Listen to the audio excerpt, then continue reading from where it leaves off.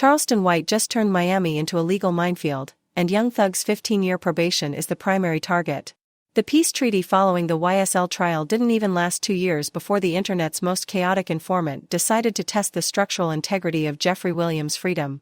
We aren't talking about a simple Twitter beef, we're looking at a calculated attempt to trigger a probation revocation that could land Thug back in a Georgia cell for decades. It started at LIV nightclub during Race Week 2026 where Thug was booked for a massive comeback set. Witnesses claim the energy shifted the second Charleston White's security detail entered the perimeter. Charleston didn't go there to party, he went there to document. Within hours of the club appearance, Charleston was live streaming, claiming he saw gang signs and prohibited associates surrounding the Spider Kingpin. This isn't just talk. Under the terms of Thug's 2024 plea deal, he is strictly forbidden from associating with known gang members or his YSL co-defendants. Charleston knows the paperwork better than the lawyers do. He immediately pivoted from the club floor to a mid-show phone call on the It's Up There podcast, where he literally attempted to dial a detective while host Loon tried to shut him down. Loon's attempt to protect the culture backfired spectacularly. When Loon told Charleston he couldn't speak on Thug's name because Thug is his little homie, Charleston didn't just push back, he walked off the set. But he didn't walk off to go home, he walked off to go to the authorities. Charleston is now publicly bragging about handing over time-stamped footage from the Miami weekend to the Fulton County District Attorney's Office. He's claiming that Thug's security in Miami includes individuals with active warrants and gang affiliations. If even one of those men is linked to the YSL indictment or any blood-affiliated set, Thug is in direct violation of the special condition 1 of his probation. As to count 58, violation of the Georgia Controlled Substances Act, how do you plead? The strategy here is chillingly transparent. Charleston is weaponizing the mascot theory he's been preaching for years. He argues that rappers like Thug are just puppets for street violence, and he's made it his life's mission to dismantle the protection they receive from the industry. While people are calling him a rat, Charleston is leaning into the title, wearing a police vest on his latest stream and laughing about the revolving door of the justice system. He's making the argument that the legal system is failing because it allows dangerous influencers to walk free on technicalities. Is this a personal vendetta or a high-level performance art piece? Look at the timing. This Miami incident coincides with Pooh Shiresty's recent federal updates and Lil Durk's ongoing legal battles in 2026. Charleston is connecting all these dots, claiming there's a purge coming for the rap industry. He's specifically targeting the non-association clause, which is the weakest link in any rapper's probation. Thug has 15 years of this. He has to walk a tightrope in a room full of people who are biologically and socially connected to his past. One photo, one handshake, or one run-in with a guy like Charleston White can trigger a blue form violation. During the It's Up There walkout, Charleston yelled that the black community is traumatized and dumb for supporting criminals over citizens. He's positioning himself as the ultimate villain to force a conversation about accountability. But the reality is much more dangerous for Thug. The Fulton County DA has already shown they are willing to use unconventional tactics. If Charleston provides high-definition footage of Thug in the presence of prohibited individuals, the DA doesn't need a new crime, they just need a hearing. Dewberry recently jumped into the fray. When I be on the road, I be kind of tunnel vision. Questioning why snitching has become the new normal. He's pointing out that Charleston isn't just a troll anymore, he's a catalyst for real-world consequences. The Miami run-in wasn't a physical fight, it was a jurisdictional one. Charleston didn't swing a fist, he pulled out a camera. He's claiming that Thug's camp tried to intimidate him outside the Fontainebleau, but his response was to call for more police presence. He's effectively turned the police into his own personal street gang, using the law as a blunt instrument. We have to ask, is Thug being baited? The conditions of his release were so restrictive that many legal experts called them a trap. He can't leave the country without permission, he can't be around weapons, and most importantly, he can't be around his friends. Charleston is exploiting the fact that Thug is an entertainer who needs to be in public spaces to make a living. By showing up at the same venues, Charleston creates a situation where Thug is forced into accidental association. On his latest UNC Files stream, Charleston broke down the recidivism rates he's tracking. He's not just talking about Thug, he's bringing up Pooh Shiresty's raid and the patterns of behavior that lead these artists back to the feds. He's calling it the rap-to-prison pipeline, but instead of blaming the system, he's blaming the rappers. He claims Thug hasn't changed, citing the jewelry and the coded language in his 2026 releases.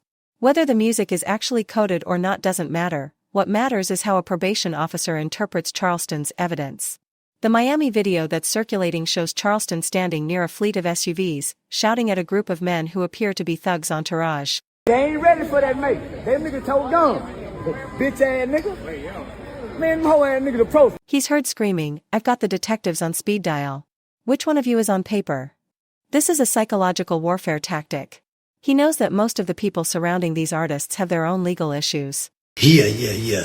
Jeffrey King slime, finna slime your ass right into Fannie Willie's hands. By threatening to expose the paper, he's trying to clear the room and isolate Thug. Is this really about justice, or is Charleston White just the ultimate clout chaser? He's admitted multiple times that he plays a Dolomite-inspired character to control the algorithm. He knows that threatening the most beloved figure in Atlanta rap will generate millions of views and tens of thousands of dollars in super chats. But the fallout is real. If the Georgia Department of Community Supervision decides to investigate Charleston's claims, Thug could be facing a motion to revoke before the end of the month. The connection to Lil Durk is also being scrutinized. Charleston has been vocal about Durk's situation, claiming that the noose is tightening around the entire industry. He's suggesting that there is a coordinated effort between different state agencies to use social media personalities to gather intelligence. While that sounds like a conspiracy theory, the fact that Charleston is calling detectives live on air makes the civilian informant label hard to shake. Young Thug's team hasn't released a formal statement yet, but his social media activity has gone dark since the Miami weekend. This is a classic legal defense move, silence. But in the age of the 24-hour gossip cycle, silence is often interpreted as guilt. Charleston is filling that silence with more accusations, claiming he has internal documents showing Thug's probation officer is already looking into the LIV nightclub footage. The mascot argument Charleston keeps pushing is that the fans are the ones who suffer because they idolize a lifestyle that only leads to death or prison. He's using Thug as the ultimate Exhibit A. He's asking, why is this man at a nightclub in Miami when he should be at home following the rules? It's a harsh, clinical perspective that ignores the reality of Thug's career requirements, but it's a perspective that resonates with a legal system looking for any reason to say, "I told you so." Every time Charleston opens his mouth, he adds a new layer to the drama. He's now claiming that a well-known rapper tried to pay him off to stop talking about the Miami incident. He didn't name the rapper, but the implication is clear. He's painting a picture of an industry in panic mode, trying to silence the one man who isn't afraid of the code of the streets. This isn't just a feud, it's a collision of two different worlds. One world operates on street loyalty and omerta, while the other operates on the Freedom of Information Act and police reports. Charleston White has realized that in 2026, the second world is much more powerful. He's not just threatening Thug with words, he's threatening him with the weight of the state of Georgia. The pattern is becoming impossible to ignore.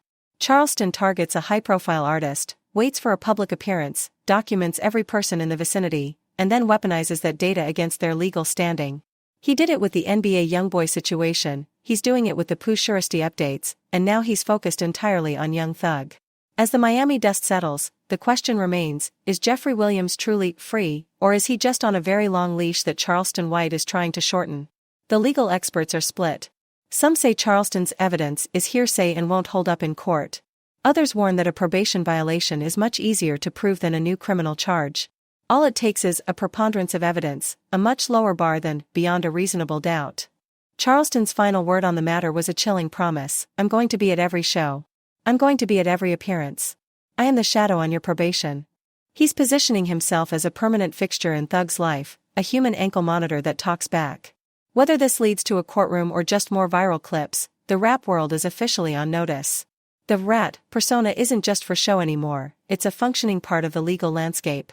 The drama in Miami is just the opening act for what looks like a long summer of legal battles. With Charleston White leading the charge, the line between internet gossip and criminal prosecution has officially disappeared. Is this the end of the untouchable rapper era? Or is Charleston White just the latest villain in a story that always ends the same way? One thing is certain, in the world of Young Thug and Charleston White, there are no accidental run-ins, only calculated moves in a very dangerous game.